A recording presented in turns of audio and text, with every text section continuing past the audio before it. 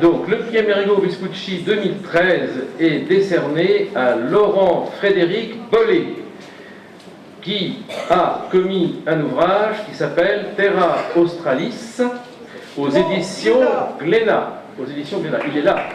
Quelle chance! Comment avez-vous eu l'inspiration pour écrire ce livre?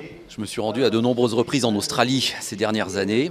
Et effectivement, ce pays, merci beaucoup monsieur, ce pays me fascinant, j'ai voulu en raconter l'histoire primordiale. Comment ce pays en quelque sorte est né, notamment par rapport à la colonisation anglaise. Donc voilà, je me suis penché plus sur une leçon d'histoire peut-être que de géographie, mais c'était vraiment pour raconter la fondation de l'Australie moderne. Merci. Et qu'est-ce qui vous a donné envie de participer à l'élaboration de ce livre? L'idée de dessiner un livre de 500 pages, épique, plein d'aventures, plein de personnages, plein de décors, et puis le scénario de Laurent Frédéric. Quand j'ai lu les premiers mots qu'il a écrits, j'ai trouvé ça super, ça m'a donné envie, j'ai eu des images qui me sont venues immédiatement, donc je me suis lancé. Voilà. D'accord, donc vous avez gagné le prix Amerigo Vespucci, qu'est-ce que ça vous fait? Ça me fait très plaisir, c'est un grand honneur. C'est pas tous les jours qu'une bande dessinée reçoit un prix littéraire, peut-on dire, de manière globale. Donc nous en sommes très flattés et c'est vraiment un honneur pour nous. Quelque chose à dire également par rapport au prix?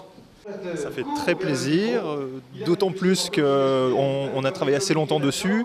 Et quand on travaille sur des projets aussi longs, on est un peu seul dans son atelier et on ne sait pas si les gens vont aimer, si le livre va plaire. Et donc de recevoir un prix, c'est un peu une confirmation. Ça fait plaisir, on sent qu'on n'a pas travaillé pour rien, que enfin le travail est reçu. Je me mets après, comme elle est pressée, excusez-moi. Qu'est-ce que ça vous fait d'avoir gagné ce prix Amerigo Vespucci Jeunesse?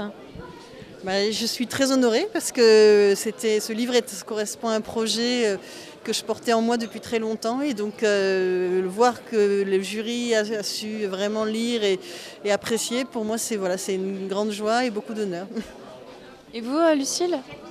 Oui, moi aussi je suis très émue et je remercie tout le monde et aussi Geneviève que j'ai pas remercié tout à l'heure au micro parce que j'étais vraiment émue. Donc ça récompense tous les livres sur lesquels j'ai travaillé auparavant et voilà, je suis très émue, très contente. Merci. Alors quelles sont vos inspirations pour ce livre? Qu'est-ce qui vous a inspiré le thème de ce livre qui est le voyage et pourquoi pour les enfants?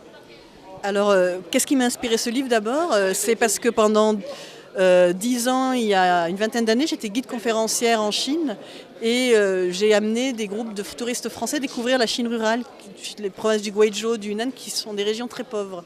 Là, je voulais surtout rester à hauteur d'enfants et leur montrer justement comment, quand on voyage, ça pose des questions sur l'identité, ça pose des questions sur le moi, ça pose des questions sur les propos culturels, qui on va être amené à rencontrer.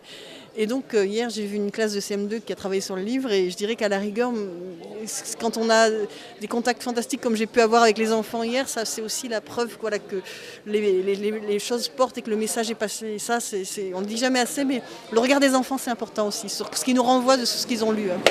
Avec le contenu prestigieux.